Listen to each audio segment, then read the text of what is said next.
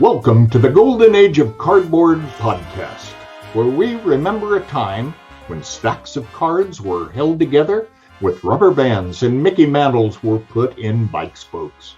We hope you will enjoy and reminisce as you come along with us as we tell stories about the baseball cards from the Golden Age of Baseball.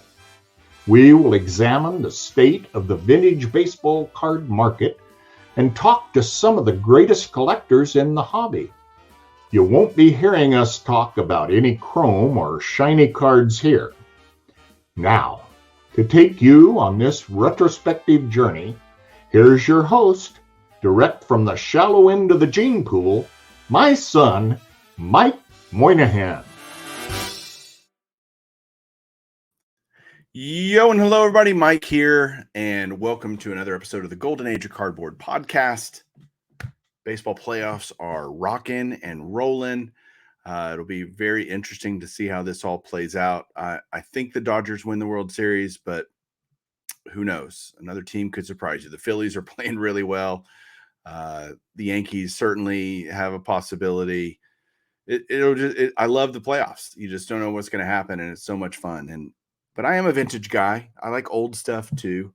And we're going to talk through a few things with my guest tonight. I do have a guest tonight. And we're going to talk about grading. And so much has changed even in the last few weeks with grading. And back in April of this year, George, Diamond Yard Sports Cards, who's my guest tonight, was also on an episode with me where we talked through, do you do PSA, SGC, another grading company, etc.? What should you use? And it was a great episode. And here we are 6 months later, like almost exactly, pretty close to, talking about the same topic again. And it's because things have changed so drastically. And we're going to take it from a couple different perspectives. And let me bring him on now, and we will start hooting and hollering about this topic. George, excuse me. Sorry. Shameless plug for our friend Scott, Reindeer Studios, who will probably not watch this episode, but that's all right. Scott's the man. He is. I have something to show you, a couple things to show you and talk about before we get into the whole grading thing. But we are on podcast, so I'll describe this. Do you know what these are? These are 2010 Series 1 Topps Baseball. They're the little cereal boxes. Do you remember these? They're tiny. I don't even know how many cards are in here. I can't read, but is that like the hanger before the hanger? Yeah, kind of. Is that Bryce Harper's rookie? 2010. No, he was 2012. Was he 12? But I don't know. I just like the box because Lou Gehrig's on the box. Well, yeah, you got a great Lou Gehrig painting. And then right I have Looks this awesome. one, the Jackie Robinson box. You can send it over. Just send it out to the Southwest. I can give you my address. I thought you'd get a kick. And I'm wearing my Jackie Robinson shirt for you today. Very nice. In honor of having you on as a guest. Where do you think, again, I have another topic, and I talked about this today on a video that I did over on Baseball Collector, but different audience, some overlap. Where does Pujols end up in the echelon of Hall of Famers and baseball greats of all time? I think he's the Inner Circle Hall of Famer. I think he's the greatest player in the post Griffey Bonds era. I think he's the second greatest first baseman of all time. It's arguable. I mean, between him and Fox and Gehrig, Gehrig being number one. But, when you think about the all-time accomplishments of Pujols as a first baseman, it's far above Fox or Gehrig. And I played longer and stuff like that. The Angels, this whole run that he's had with St. Louis has really helped people kind of put to bed his, he was above average with the Angels, but he wasn't the same Albert Pujols that we saw for the first 10 years. But this has been a real great run with him at the end. I know some of the guys in the community have gotten to see him at different games. So I think he's there's no doubt he's an Inner Circle Hall of Famer and, never tested positive for steroids or anything like that, as far as we know. And, just been a great player in one of the best markets in California, and then in St. Louis, which is one of the best baseball towns there is. Yeah, I have a couple of cool autographs, a little numbered to 5. Like I bought this in Missoula earlier this year, and I want to say I paid $300 or something for a numbered to 5 Pujols autograph. I felt, yeah, I'll do that. That'll make everybody take a little trip to Missoula, Montana. Right. I just thought he got he was not even close to his former self in LA. But it's funny, like if Trout starts doing bad now, for the next 5 or 6 years, does that erase the greatness that he was in his first 11? It shouldn't. But yet the hobby is so fickle, and who's the next greatest awesome up and coming thing? It's what have you done for me lately, not what have you done for me over time. And that bothers me. I understand why it bothers you. I feel like, though, with Trout, he has a lot of work to do because he never had the power Pujols did. He was more of an all-around player, and he never by the time Pujols left St. Louis, how many World Series did he have? 2? Yeah. And he had hit 3 home runs in a World Series game. I mean, he had been on that stage. Yeah, you were there at that game. That's awesome. One of them hasn't landed yet. It's still being tracked by NASA. Yes. I mean, I just think that Trout, as wonderful as Trout is, it's like it's the Griffey thing. It's the Carew thing. It's the Banks thing. We need to get this guy into the playoffs more often and in big moments where we can really see his greatness. And now is his greatness ascending still? I don't know. I'm hopeful for him. I think he's fantastic. And it's been a gift to watch him for the last 10 years. Did something just break in your house? It sounded like kids are getting cereal. If Trout retired tomorrow, he would be in the Hall of Fame. There is zero question of that, in my opinion.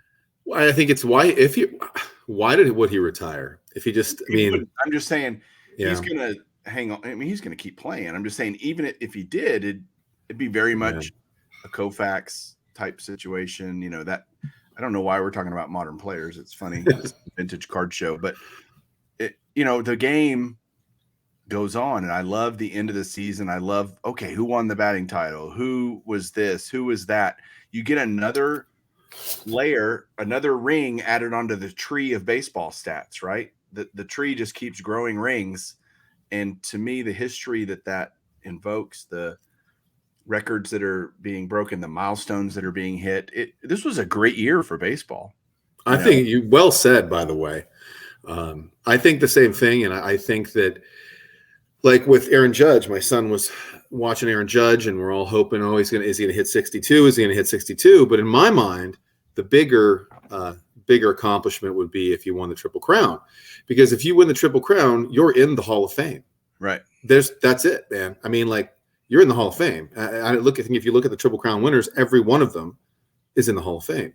Hitting 62 home runs is great, but it's not close to winning a Triple Crown. There's been one Triple Crown winner since 1967. Yeah. And Miguel Cabrera is a no-doubter Hall of Famer as well, the guy who did that, right? Yeah, I mean, Cabrera, you go back, Yastrzemski, Mantle, Frank Robinson, Williams, Chuck Klein, Frankie Frisch. You just go back. It's a who's who. Like, if you put the Triple Crown team together on a roster, they're probably going to beat up most anybody in baseball history. Right. Anyway. Yeah, no doubt. It's the present does connect with the past. We think you're either you like the old stuff or you like the new stuff, and you can definitely gravitate towards new or old. But that doesn't mean you ignore either. I think that's to your peril as a fan. Enjoy them both. Combine them in your mind. I just think there's a way to bring those two worlds together. Yeah, in American society, in American sports, I should say, baseball is the easiest sport to compare eras with, I think.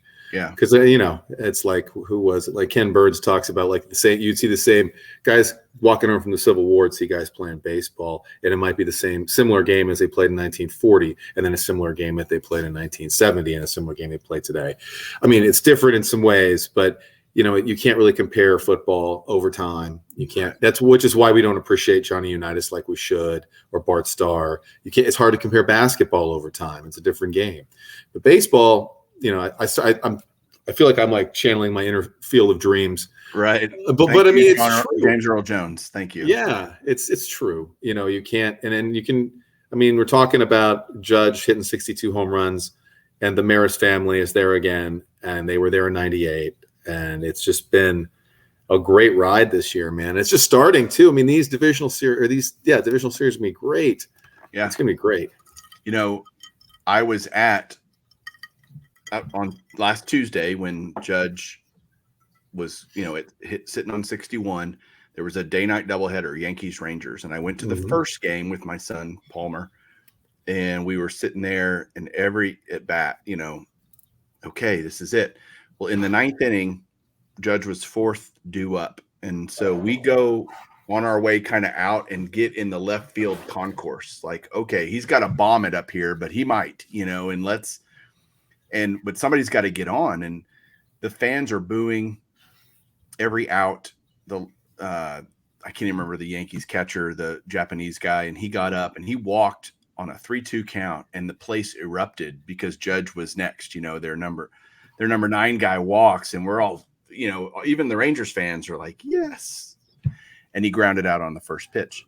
Judge did. 3 pitches later in the second game, he hits his 62nd home run, which I was not there for. But I was watching it live, and I wish I was there, but I wasn't mad I wasn't there. I got to go see him the day he broke the record, kind of. I mean, can you say that with any degree of it being important? I don't know. Yeah. Well, you were the one who said, and Don mentioned it, Don's Field of Dreams cards mentioned the fact that he said, Baseball Collector Mike says, if you have a chance to see this guy, you should. And, just get up and go to the ball game. And, Don lives in Pittsburgh, and they play Pittsburgh a lot.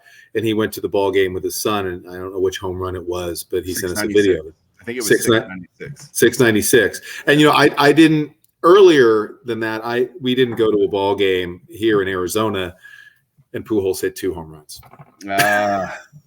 So I lost my badge for, father of the day. Father of the year. But take advantage of that. Well, I've said that multiple times on different videos. Definitely if Cabrera comes back, which he likely will, he won't be the same guy. But go check him out. Go watch him. It'll be worth it. We don't get to see greatness often. Okay. Topic of the day. Let's get back to grading because, when we did this back in April, the grading landscape looked very different than it does. Opening day? Opening day, indeed. What do you think, George, is different today than it was 6 months ago? I think that, and I'm going to be positive about this. What's different is the market is a little different and things are down a little bit. Okay. But, if you're dealing in modern, that acutely, but in vintage, things are down a little bit too. I can't deny that. The great cards still maintain, I watched a 50 Bowman Jackie Robinson last night go off for exactly what it should have, right? Like a PSA 4, no effect there. But anyway, so what's different now? What's different now is that I believe that PSA is starting to right the ship. I think that PSA is starting to, not only they lowered prices, and all of them have lowered prices, and they're all at this $18 price point for bulk, but PSA has, they've started to return cards quickly. I don't know if you guys have experienced this, but we've experienced the national special, the $18 special. We sent them to them. Now, this is from Arizona. We didn't drop them in New Jersey. We've already gotten them back. Got a couple of them back. The rest of them are in grading. So this is starting to appear like it's going back to the way it was. Now, they're not as quick as SGC. And that's another thing, too. What's changed? SGC has gotten quicker than they were. which is great too.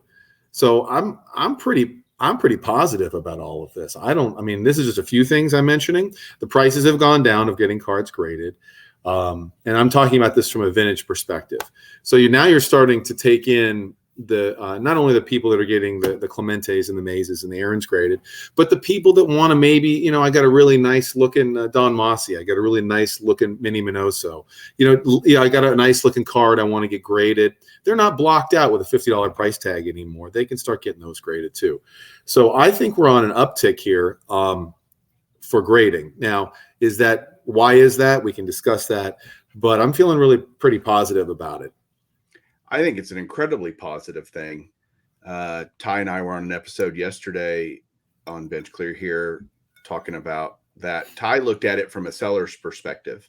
So because he sees that as the market softening, like you mentioned, I look at everything through a collector's perspective. And so I look at it, great. I can get all those cards that I was priced out of grading because it didn't make any sense at all to grade at $50 or 150 or, all the different. There are always cards that are going to meet those levels that make sense to grade, even at the high prices, even though we don't like it. Now, the orders I've sent in the last 2 weeks, I've sent in 3 orders, 2 at the $22 level and 1 I mailed off today at the $18 level, the new $18 level. All are cards that 6 months ago when we were talking, I would never think about grading. And I'm going to ask you this question because I'll answer it. Secondly, from 6 months ago, has the question of, okay, why should you grade? Do you think the answer to that has changed in the last 6 months? Why grade at all? Well, I'm going to kind of take a long route on this. First of all, you had a pet peeve. You had a pet peeve video response you did. I didn't respond to it, but I was working on it. I thought about it a lot. You still have time, by the way. Okay. Well, maybe I'll work on that, in the next couple of days. When is the deadline, by the way? The 15th. Okay. But one of my pet peeves is people's complaints about grading cards. I'm not saying like a person like Jake Legends Never Die who doesn't grade cards, doesn't like to grade cards, who loves raw cards. There's a whole massive part of our hobby that loves vintage cards. Just they don't want them graded and they don't want to buy graded cards. They don't want to snap out of slabs. But I feel like, if you're going to grade cards, it's a risk. The whole hobby is a risk. So grading cards is not for everybody. And you can, you see people get upset about the grades that they get. And, why is this happening? It's like, well, look at your cards more closely. Have a friend look at them. Whatever. Talk to somebody with some experience.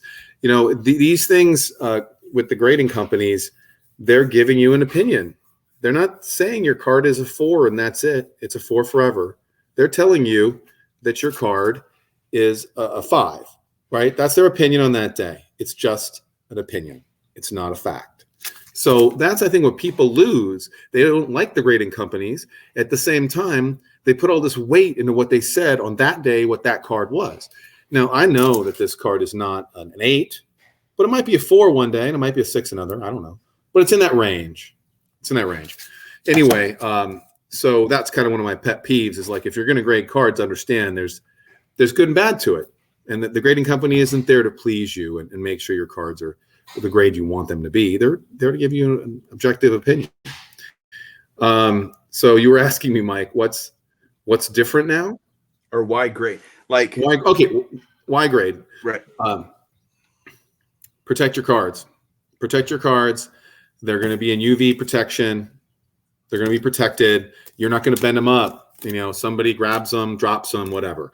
I think that's like the number one thing. You want to protect them and make them fungible, make them movable, make them easily, that's number one, protection. Number two is increase in value. Now that's where it goes in this whole calculus of how much it costs to grade and what's your card and what's the declared value and all that jazz. But, it does increase the value if you're smart about it. If you're the person who says, I'm going to grade cards because I just want to grade these cards and you're not into it for the value, that's fine too. That's another thing. You talked about it. Personal cards. I don't care what the grade is. This is a 4, Ernie Banks, 58 All-Star. This is a card I've had for years. Why grade it? It's my childhood card. I had it when I was a kid. And at that $18 price point, you and I can do that now reasonably, so that's part of it as well. I'm not even going to get into the flipping and the selling. That's certainly a reason to grade cards from a large segment of our group. But at the same time, in the vintage world, I'm not talking from that perspective right now. Protection, increase in value, or wanting to slab your childhood cards, probably those three reasons. Yeah, I mean, what's funny is my Y grade answer hasn't changed in a decade.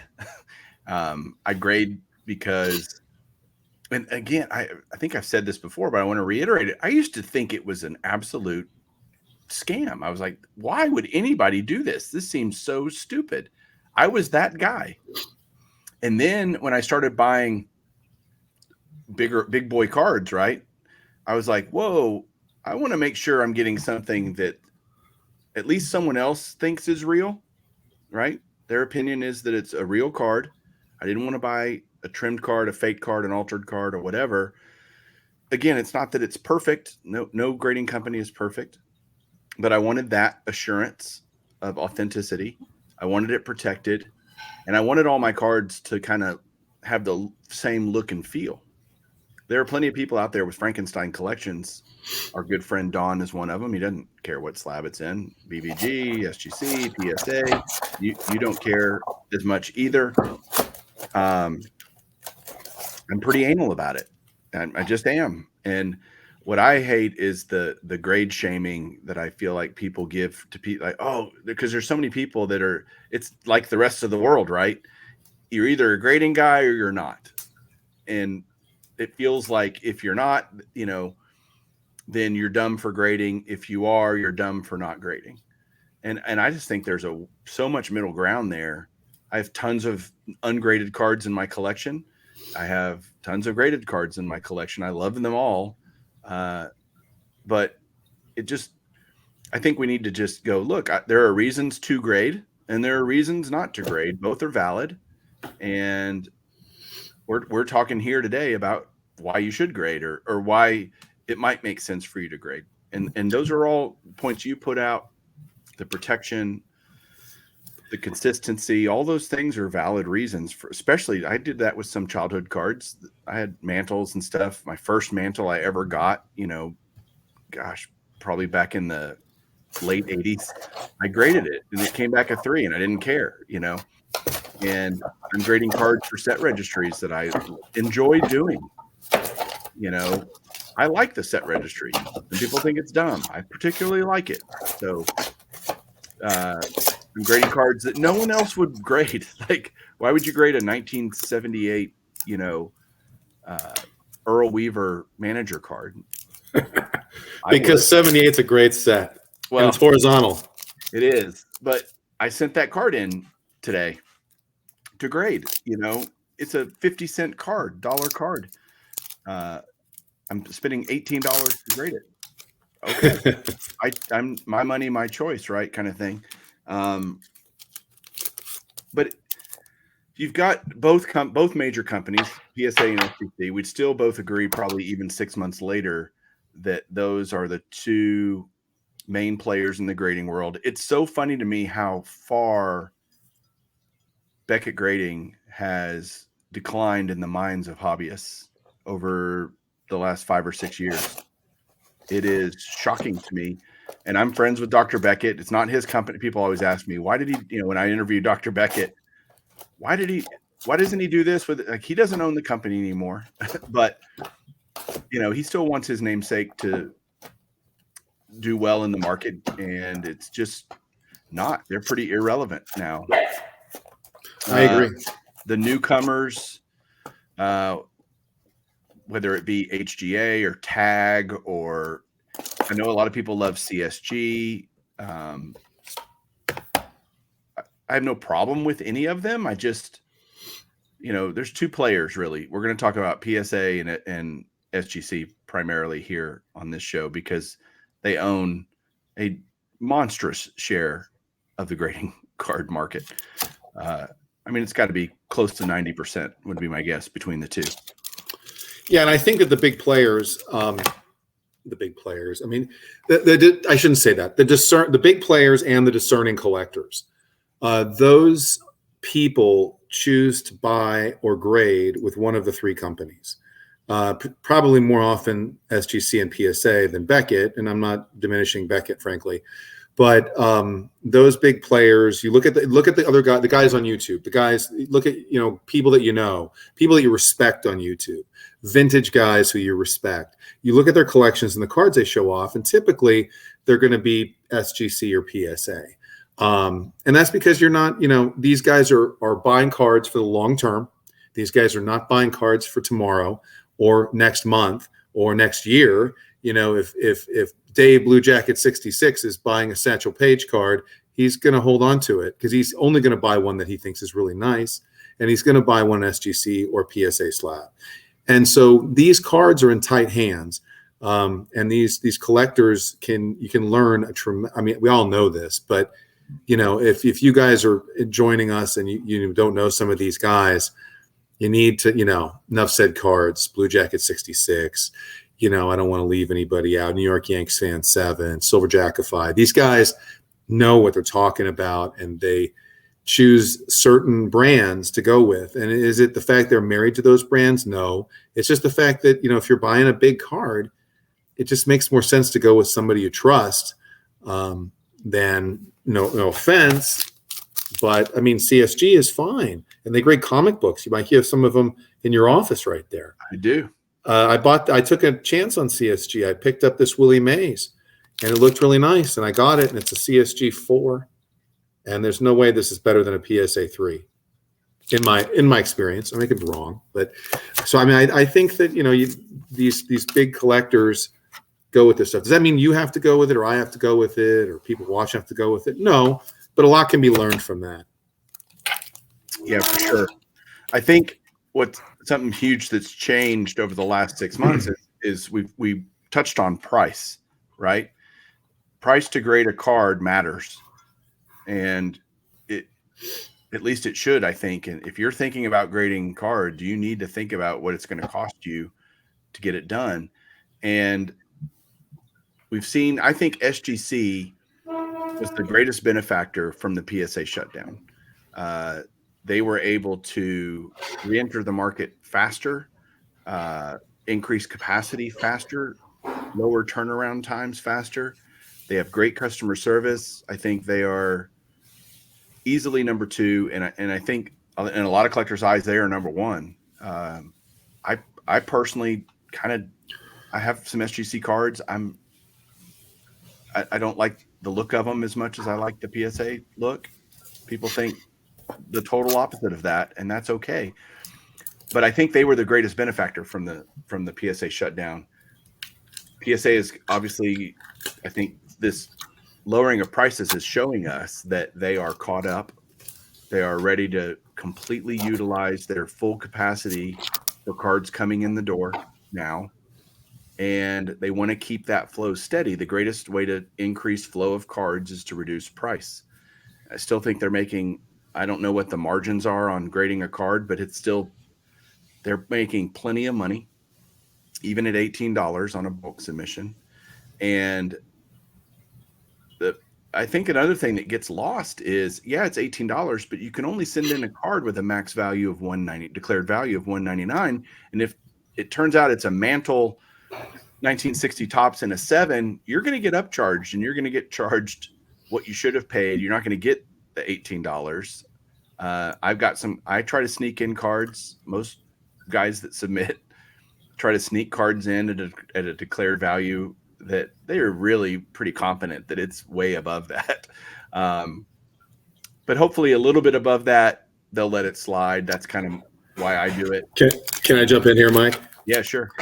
Okay, so pet peeve, and this is one thing that you kind of are upset about, but upcharging. Please upcharge me. I want to be upcharged. That means I got a good grade. That means that this Willie Mays wasn't a 4, it was an 8. Like, I want to be upcharged. I know that people don't like that and they complain about it. And I want to be upcharged. I've only been upcharged one time. Upcharge me more. It's so, to me, it's not like, oh, they said that this card is I'm the one who declared the value being this, and it's reversed too. If you declare the value at $199, and let's give an example. I mean, there's some gems you get when you submit cards that are in bulk service, right? You do $199, and you get a great card, and it gets a high grade, and they don't upcharge you. Well, I mean, but if they clipped it, you only get paid out your declared value. So if you try to sneak in a big card, if I'm trying to sneak in this card, and they clip it, and I put $199 on it, well, that's what they're going to pay me out, because that's what I said it was worth. So there's a flip side to this upcharging stuff that people don't know, and I've had cards damaged before as well. So I mean, I don't know. I think that the upcharge idea, please upcharge me. I mean, we all try to sneak them in. I get it. It's just the way it is. First of all, I don't like I would rather them say it's this cost to grade a card regardless of the value. Pick a number, whatever, and it might be higher than $18. I don't like the tiers. I think that's kind of weird. They're taking on obviously more risk as a company, but again, SGC doesn't really upcharge. Well, that's part of the difference here. Like we talked about the $18 a card for PSA, it's $18 for SGC. The difference is it's $199 declared value presently, and SGC is $1,500 declared value. So there's a big difference there, and that really it goes into the calculus of of what you grade and who you grade it with, because some people may not want to pay the $100, $200 PSA, and they just like, I'll just submit to SGC. It's $1,500. Yeah. There is part of it. I know as a collector, we go, man, card grading prices coming down. I love it. Irregardless of the reasons that might be happening, I just like the ability to send in more cards that I'm going to kind of put in the dark abyss and stay there forever. I'm thrilled to death about that. You and I both consign cards for other people, and you can tell some stories in a second, but we just got a collection that we were going through the cards and going, okay, do we do SGC or do we do PSA? Right. And because now cost is equal, right? $18. We got equal costs. Then you say, well, if it's a forever card for me, I'm going to choose PSA. I'd even pay more because I'm not planning on reselling it. That's not down the road, when I'm old and gray. Well, I'm already old and gray, but when I get older and grayer, or I die or whatever, Julie can do with what she wants with them. The cards that I consign, Ty and I were going through them and trying to go, okay, PSA or SGC. And it's funny, right now we just sold a 55 Clemente SGC 3.5, and it sold for lower than a PSA 3 card, same card, 55 Clemente rookie, and it still has 5 days to go, and it's already more expensive in terms of what it's going to sell for than the 3.5 higher grade SGC. So there's no question that there is a difference in the perceived value in the market between SGC, same card, same grade. PSA is going to bring more, and I think that comes down to just demand. I think you're as a general rule, you're correct. Especially, but in the lower grades, it depends on the card. It just depends on how the card's centered, what the card looks like. I did I'm a big Jackie Robinson collector. Thank you for wearing the Brooklyn Dodgers shirt. You're welcome. And you guys know that. I have PSA on all my Jackie Robinson stuff, except for my rookie card. I picked up a rookie card this last year in an SGC 2. I had never seen PSA Beckett or SGC 2 or 2.5 that looked as nice as this card. And it had a little wrinkle in it, but it looked super nice. So, I mean, like, there is a big difference, I think, in the quality of the cards, the lower you go in the grading scale. In general, does PSA bring more money? Yes. But I think that when you start getting 53 and earlier, and you start getting comparably centered registered cards, I think SGC and PSA are almost like SGC has gained a lot of ground, a lot of respect. I mean, I had very few SGC cards before 2 years ago. The only card I bought at the National was an SGC card, a Red Heart Mickey Mantle, because it was dead on and it was awesome. But I mean, like, it's, there's a lot of really nice cards in SGC slabs, and that's the difference. In the past, people took their really nice cards and they didn't send them to SGC. They sent them to PSA. These days, it used to be like, that's an SGC card. Oh, that Clemente rookie is off center. That's an SGC card. Now it's not that way anymore. There are a bunch of really nice cards. And pre-war, there's tons of nice cards in SGC holders. Right. But I think it really just depends. But I mean, as a general rule, you're right. But I think when you really get down, especially in the lower grades, it's going to depend on the card, in my opinion. Well, the point I think you're making that I would love collectors to hear out there, if you're listening and you're just that collector mindset, if you are, card holder, graded card holder neutral, if you're ambivalent about which holder it's in, you can pick up just as nice of a card cheaper in an SGC holder than in a PSA holder. Forget about the selling part of it. If you're a buyer and you don't care, go the SGC route. You're gonna buy the same quality of card for a lower price. That's a good thing if you're a collector, right? I think that's true. Probably mid 50s and up. Okay. I don't think that's true lower down, like lower down into pre-war and other cards, because you're talking about rarity. You're looking for the cards that are, Where's your Jackie rookie, by the way? Do you have it close? No, it's at the bank. It's at the bank. Leaf, but I can't. You got the leaf, right? Yeah, it's a leaf. But like, here's an example. This is a card I picked up at the Arizona State Card Show, and this is an SGC 5, old grade, Walter Johnson, 1927 York Caramels. This is like Enough Said Cards card. Anyway, that's a big compliment to him because he's got a fantastic collection. But this card is the highest graded, other than a PSA 5 and an SGC 5.5. And it's like, I'm not concerned it's in an old holder. I'm not concerned it's SGC. There just aren't that many of them out there. So you have to, you got to find the nicest card that you can. And the PSA 5, by the way, is totally off kilter. So, these kinds of things, I think, enter into the minds of, and Rick, Vintage Oddball Cards, has kind of educated me a lot, and John Mangini. But like the idea of like, it's the card. It's not the holder. Now, and when you get into mid 50s and up, if you have a Tom Seaver rookie that's a PSA 8, it's going to command a lot more money than SGC 8. It just is. But there's a lot of Tom Seaver rookies. There's a lot of Rod Carew rookies. But if you want to buy one and you don't care, buy the SGC 8, because it will probably look as good, especially if it's in a new holder, right? Yeah, that was your point, and I just kind of went off there. But you're absolutely right. You're absolutely right, Mike. Yeah, because some people play that game where they snap it. Oh, this Carew rookie at an 8 is beautiful. I'm going to snap it, send it to PSA. They get an 8. Boy, it's a big crossover. It's a multiple $100 crossover. But you're right. You're right. That card might be the same, look the same.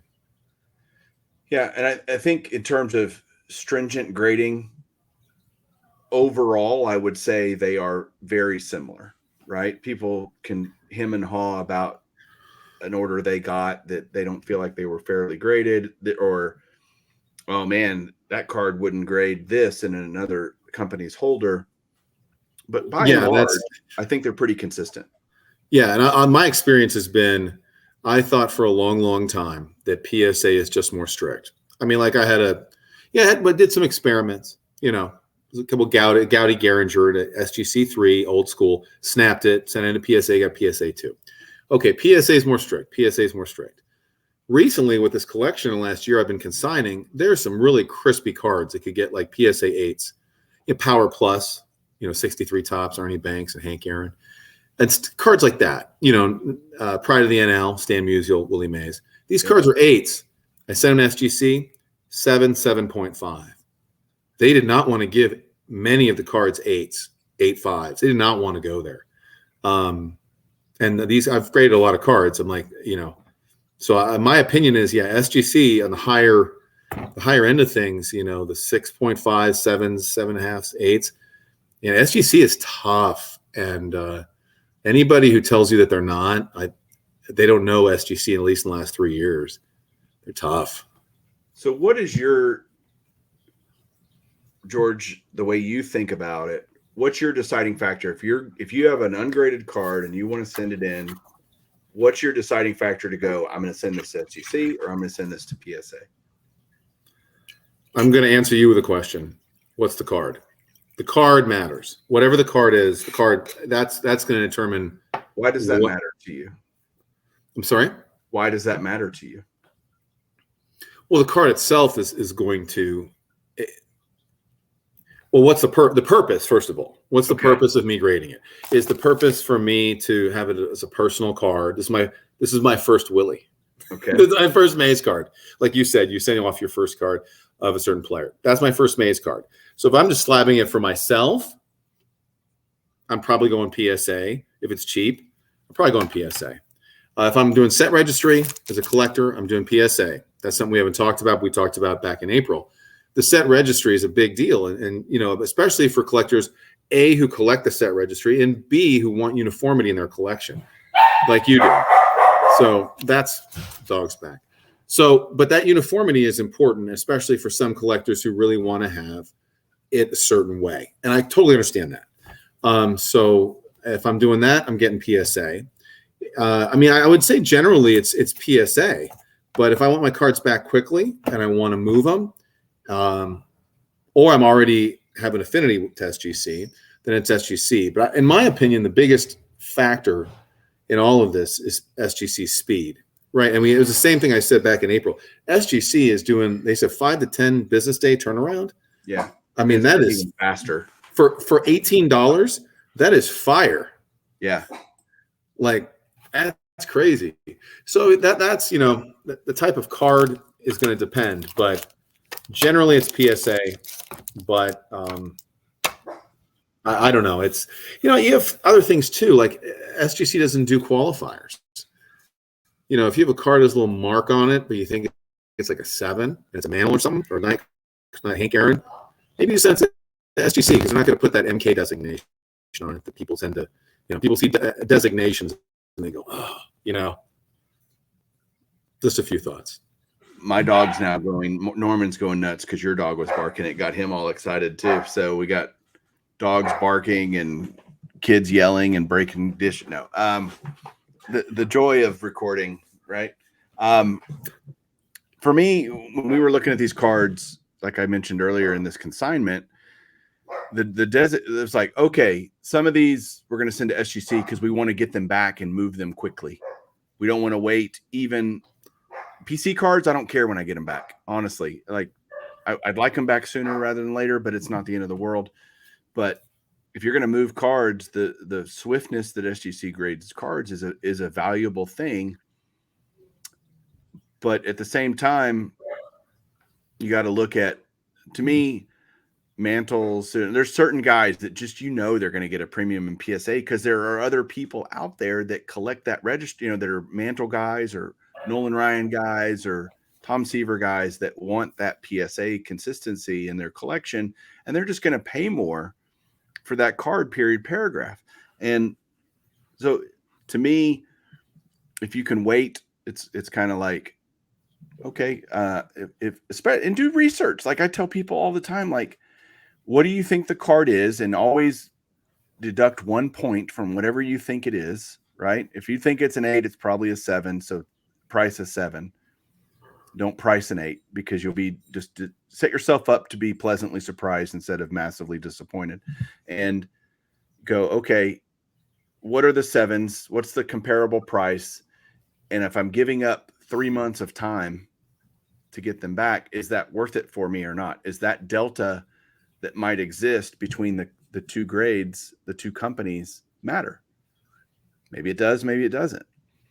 I guess what's important that hope people hear from both of us is we both have different reasons. Everybody's going to have their own unique purpose. What's it for? Like you said, why am I doing it? All these things. We might have some common threads out there in the community. There's only so many reasons you would want to grade a card, but that combination of reasons for you will push you one way or another. Can I jump in right here? Yeah, absolutely.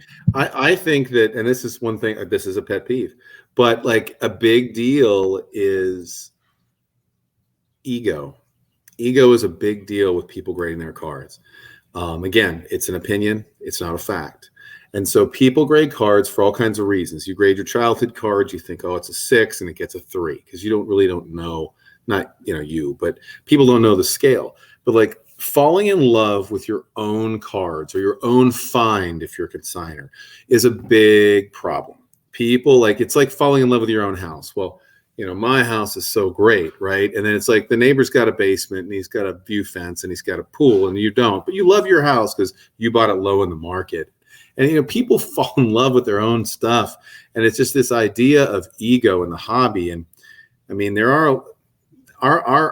are collectors. So we are of a unique breed. There's no doubt. But we also, I think, to be a more well-rounded collector, you have to kind of let go of your ego a little bit and say, yeah, you submit cards and it's like, well, I thought these were 7s and we got 5s from PSA. We're never submitting to them again. We're going to submit to SGC. No. Look closer at your cards. Figure out the game, right? Like we don't like certain things about the game. Like a lot of people don't like the upcharge game. I get it. But like the rules are the rules, right? So just figure it out and do what's in what you want to do for your collection or however you can better your collection. So that's just one thing I wanted to say about, don't fall in love with your own cards. Your cards are great. And I'm grading this card. Like I showed you, this is my childhood maze. I'm grading it. It gets a 4. I don't care. I'm not hurt, but if I was expecting a 7.5 on this and I took that personally, that's not the way the hobby should be approached. Totally agree. I sent in the stuff I sent in, again, the stuff I was mentioning that nobody else would grade. I genuinely would love high grades, but I'm not going to be, they're still going in my collection no matter what digit is on the flip. I don't care. I said you'd be happy with 3s. I said I'd be happy with all 3s. You did. Yeah. And yeah, I'm like, oh, okay. I don't think they'll all get 3s. No. But again, I'm at that price point, I'm just wanting to add them to my collection. And they're nice cards. So I'm like, okay, I'll do these. So man, we've covered a lot of topics here. And I got a question for you. Yeah, go. Regarding grading fees and what's been going on, and this is why we're doing this, the drop, and how low can it go? Are they going to get lower? Are grading fees going to get lower? Yes. And why? Because they can. I think we haven't talked about this on this show a ton, but there are a lot of macroeconomic forces at play that are affecting the card market, whether we want to admit it or not, or agree with why it's happening or whatever. That doesn't change the fact that it is happening. The market will continue to soften some, I think. And I think that PSA wants to maximize the capacity that they have. It wouldn't shock me if by first of the year, if you hear PSAs laying off graders, laying off people. They may not say specifically graders, but they might not need as many people, because the simple truth is, even at $18, there's people out there that money needs to go towards food. And I just got my property tax bill for the ranch. It's double what it was last year. Double. Well, your property went up in value. You should be happy, right? This is like somebody who bought. Yeah, this is like grading a card. You grade. Let's say you grade a 49 Bowman Jackie Robinson, and you're assuming it gets an authentic, and it gets a 2, and you're like, yay! But I'm not selling it. Right? I'm just holding on to it because it's awesome. And why would somebody sell a card like that? Right? So you're holding on to the ranch. It keeps going up. I mean, these are first world problems, but at the same time, it's true. You're right. These forces are at play. But the truth is, though, like the higher grade cards are in tight hands. But with grading, like what does the market going to bear? I thought that when PSA announced their national special of $18 a card, some guys I talked to, longtime dealers, were like, dude, that's never going to happen again. Submit as much as you can. We have like 12 days, like you're on the clock. Okay, I get it, and that's totally legitimate because we had been way up in the stratosphere on grading fees. So I do my submissions. My buddies do their submissions.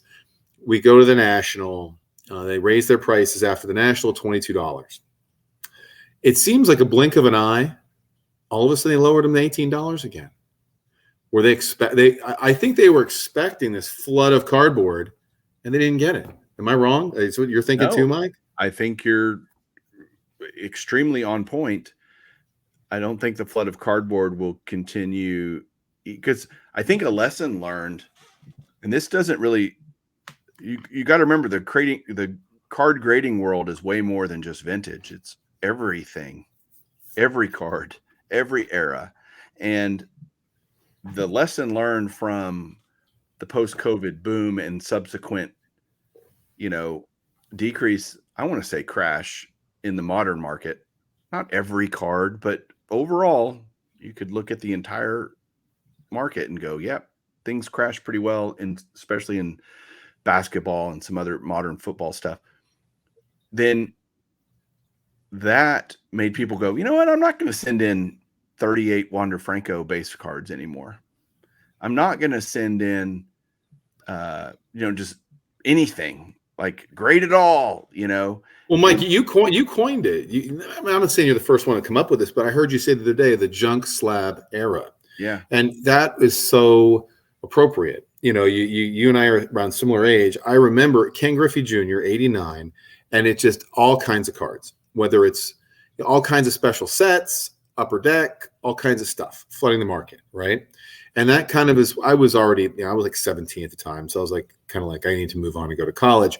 At the same time, though, that was like the push to get me out of the cards at that time. And it was like, this is what's going on now. If there's 10,000, now there's probably more. Ronald Acuna rookies graded 10s and 10,000 Juan Soto rookies graded 10s. What's the point of this? This plastic is worthless, and everybody's starting to find a safe haven in the short prints. Anyway, we're not here. We're here to talk about vintage. I don't want to. No, but because of that overall landscape that exists in the hobby world, PSA has to zig and zag and make corporate decisions based on what's going on overall, not in one certain segment of the market. And because of what's happening in the modern market, that's why I think you will see, because they will not get a flood of cards. They might actually, I think they'll get more vintage now.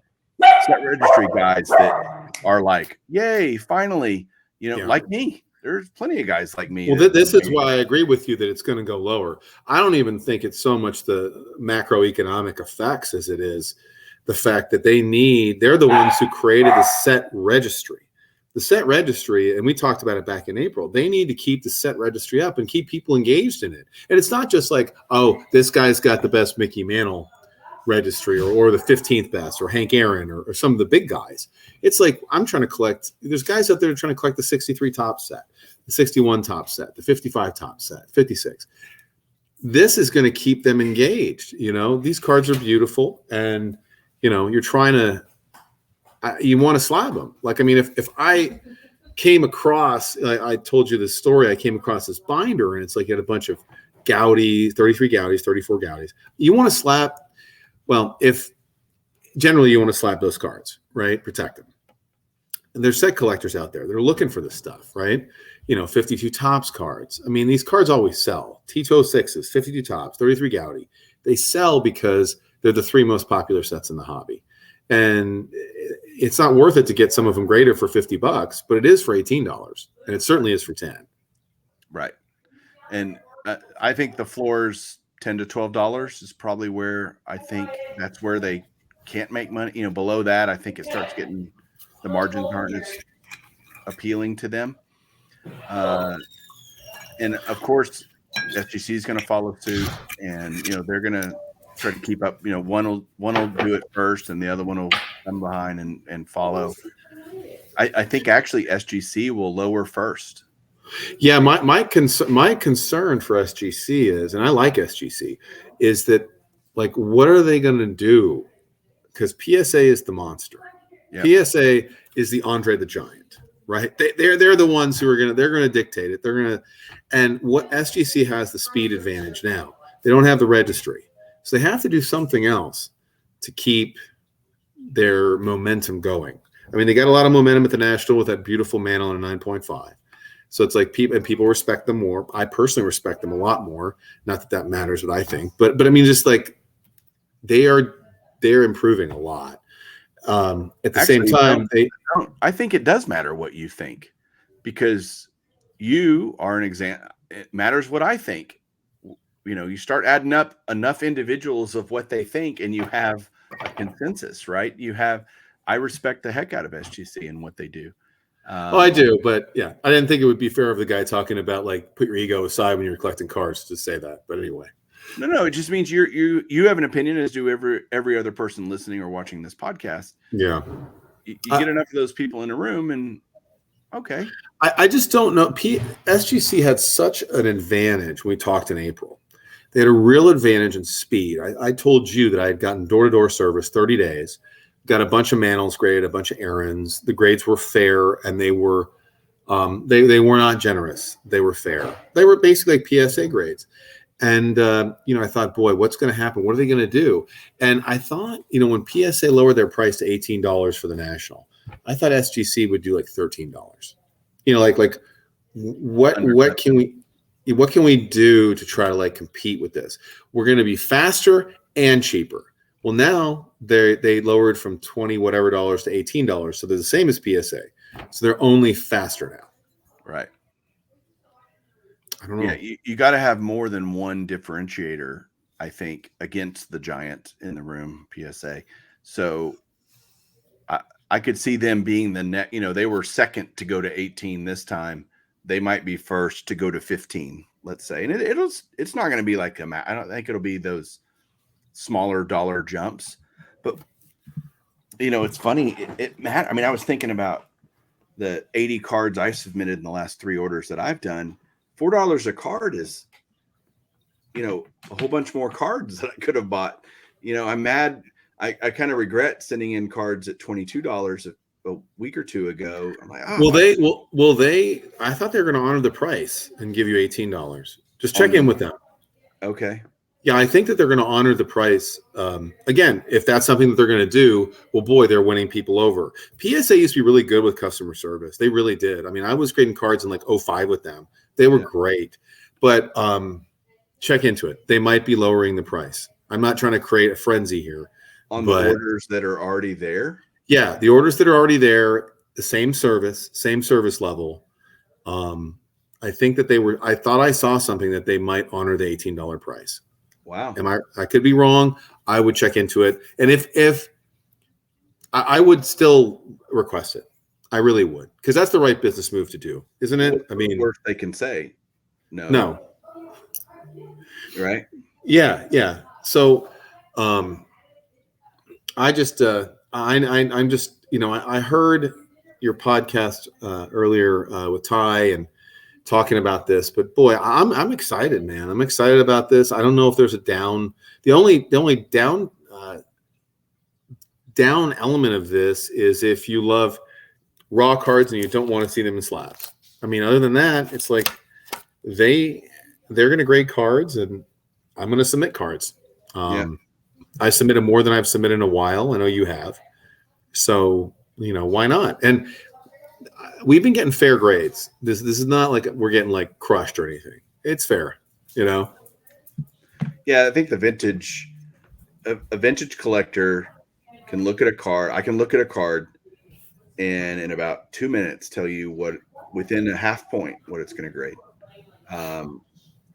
And pretty darn accurate, not 100%, but I'm pretty darn close. And it's because we know what to look for. You got to learn if you're out there and you've never done that and you're like, well, I don't know. I hate to say this, but send in a few cards that you want graded and with no expectations, and then see what they come back and go, all right. So, oh, there is a little bit of a wrinkle there, or a crease, or a this or that. Like I don't think people realize any wrinkle on a card is an automatic 3 in PSA. Like auto 3. You're getting a 3. And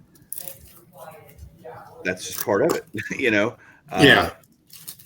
I mean, it depends on how bad it is, but yeah, you're right. Generally, you said know the rules, right? And you got to learn the rules. And sometimes those lessons come with some hard lessons that they're not always pleasant lessons. Well, and that's just, I just don't understand why. Again, I watched the guy at the very first Long Beach show I went to years ago. He rolls up, older gentleman, and he's talking about how great his Koufax rookie is. Oh, this thing's, they're near mint all day. I get it. I shouldn't do that voice, right? That diminishes the character. Anyway, so he ends up coming up and he plops down at the seat next to me and he's talking about his Koufax rookie and they're telling him this is the cost. And he, is telling him, oh, that's too much, but this card's going to grade an 8. I don't know if you know what a Koufax and an 8 goes for. Even back then, a Koufax and an 8 went for strong money. Okay. And so he's got it. And they're like, well, you need to put it in this card saver. And he's like, what's this card saver? And they're saying, we can help you. They're trying to help him. No, I got it. Nobody's touching this Koufax rookie but Nate. And he drops it. And I watch it go down next to me. I look to my right. It's like slow motion. It's like, from an 80s movie. It's slow motion. And it's all going down on the corner. Right on the corner. And it hits. And it's just like an accordion. It just accordions the corner. What I'm saying, though, is the guy, he didn't understand the rules. He didn't understand his card. And then he ended up paying him. And they were trying to, discourage him. But he ended up paying. He just turned that. It really was probably like a PSA 5. And he just turned it into like a 1.5. But he ended up paying like $300-$400 to get the card graded. And this is what makes people sour on grading. That's the thing. It's like it's lack of knowledge. I would love it if everybody understood everything and they could, be happy with the results and whatever, but it's not the way it is. And the grading world is like, the grading world is like opening wax packs when we were kids. And I thought about this because I grabbed this card specifically to illustrate this point. And which is one thing that the card world needs to do right now is get kids involved more, but and have cheaper packs so kids can get involved, because it's not going to be old dudes like you and I who are going to keep the thing going in 2045. But anyway, so you do bulk submission. I submitted this card bulk, and it's like this is like opening wax packs when you're a kid. You're like, you submit 200 cards, and you're like, well, I'm just going to throw these cards in, and you end up getting a little jewel, right? You get a little jewel. You're like, oh my god, so I got this Dr. J. And it got a PSA 9, mint 9, 79 Dr. J. There's no PSA 10s of this card. There's none of them. And I just had this in my binder as a kid. I just had it in my binder. But I'm saying that's the kind of the attraction of grading that we love is whether it's SGC, it's PSA, it's Beckett. You submit the cards and you're waiting for the grades to pop and you get excited about the grades. Sometimes you're disappointed. But sometimes you get a little jewel. A little Dr. J Jewel in there. So, I mean, let's call him Dr. Jewel. He ruined my basketball game when I was a kid. I was trying to palm the ball and do a finger roll. And my 7th grade coach didn't want me to do that. He wanted me to post up and get rebounds. Well, you're a tall guy. Well, thank you guys for listening. Don, I'm going to call you Don. George, thank you for you. I think you're now the record holder of most appearances on this show. So, well, am I going to be? Who's the guy who was on Saturday Night Live the most? Is it who is it? Alec Baldwin, right? Yeah, or who? There's a couple of Hanks was on there a lot. Yeah. So if I could, hopefully people enjoy this, but I appreciate you having me on, Mike. I really do, and you've always been very supportive of my channel, and I really appreciate it.